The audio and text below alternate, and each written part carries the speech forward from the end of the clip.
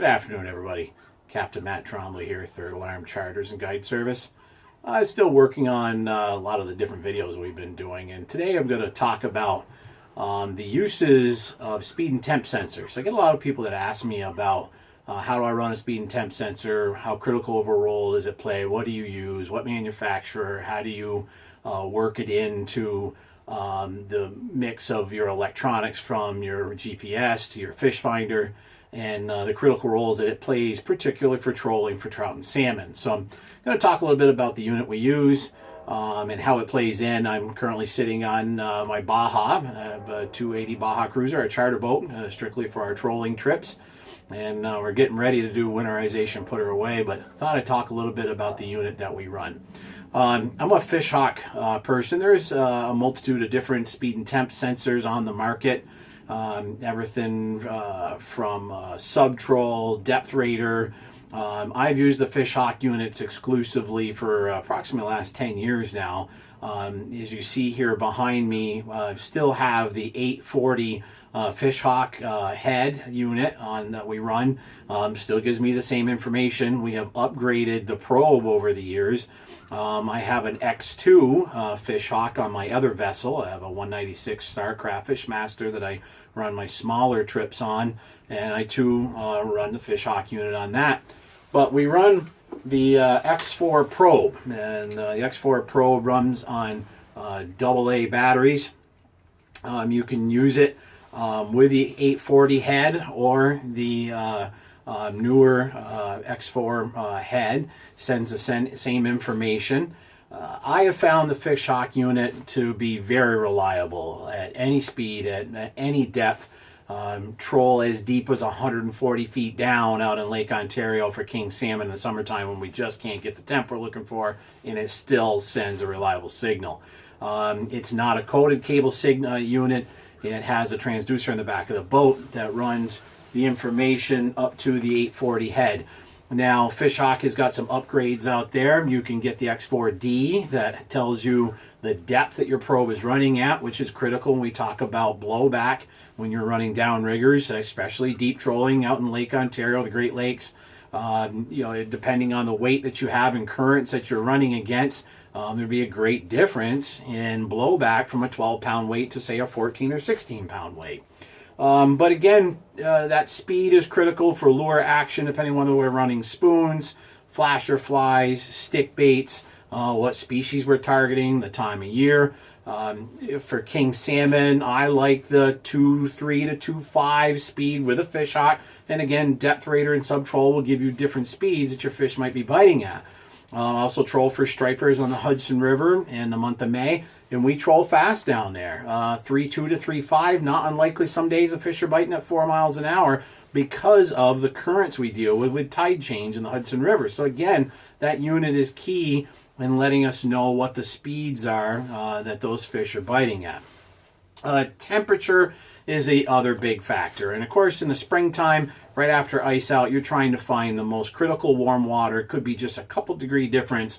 And looking for inflows from creeks or streams will obviously give you a good starting point. Many times coloration, if you've got a plume of some sort, you're going to find a temperature change there, and a lot of times you'll find some bait fish there.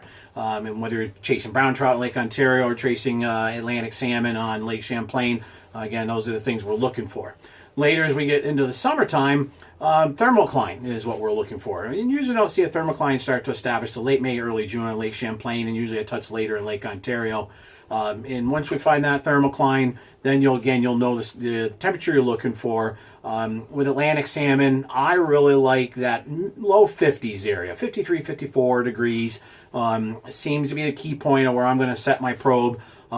Deeper than that, we're probably going to target some lake trout. And then above that, you can have lures scattered anywhere in a 10 to 15, maybe 20 feet range above where you've got your probe set, depending on light penetration from sunlight, water clarity, etc. The other key part is following your fish finder and GPS units. This boat I have rigged up with Lowrance unit. Got the HDS 12 that we leave on fish finder, and I'm looking for bait clouds. And again, I'm going to always have a rigger set in that bait, the top side of the bait, whatever depth that may be at, and then correlation, look and see where the probe is at as far as whether the temperature's in that area or not, or if the temp's above it, you know, we might run the probe at temp and then a couple rigs below that. Also have the Elite 7 Lowrance unit we leave on GPS. When we find bait or we fire a rod close to bait, I'll leave a GPS, or excuse me, leave a waypoint on the GPS. We'll normally circle back through that a couple of times, see if we continue to fire rods. Do the same thing in the middle of the summer out in Lake Ontario. When we find bait, that's what we're looking for. The Kings tend to be a little colder, a little deeper than the Atlantics on Lake George. Kings in the summertime, we like that mid-40s area, 44 to 46, 48 degrees, 45 seems to be optimal. And then later when we get to spawn time, when we start looking at staging late August into early September, mid-50s is the temperature that seems to be more comfortable where those fish will stay at. And they'll slide right into shore. We literally catch them out of Oswego, and 100 to less than 60 feet of water, we'll catch kings. And then later on, as they move closer to the large, the big salmon river, you can catch them, you know, again, right into 20 feet of water and right up till dark, right in the shallows. And temperature kind of goes out the window at that point. But again, they really like that mid-50-degree water to keep them pretty comfortable. So, you know, as I said, I can't say that I say anything bad about any of the other speed and temp units that are on the market. I have just had great luck with the Fishhawk system. They have the breakaway cable built right on it. We put your weight below it. That way, if you should hang up, it should pop the weight off and not lose the probe. The X4 battery or X4 system with the double A's I found much better since they upgraded the probe approximately 6 years ago now. And the old 9 volts would chew up batteries almost daily, depending on what you were fishing. I can literally go 2 months to sometimes 3 months, depending on how much fishing I'm doing on a set of batteries now. So I would definitely say do your homework, look around, shop around online, find the best prices. But the Fishhawk is hard to beat. I'm Captain Matt Trombley, Third Alarm Charters. Thanks again for checking out our video. Please subscribe, share it up, tell everybody about what we have here on YouTube. And again, we're going to be offering videos, everything from bass tactics to trolling tactics. This summer, you're going to see more on downrigger tactics and the different things that we may offer with trolling, from dipsy divers, slide divers, etc. And of course, a lot of stuff coming with our bass and pike tactics as well. Thank you again so much for watching.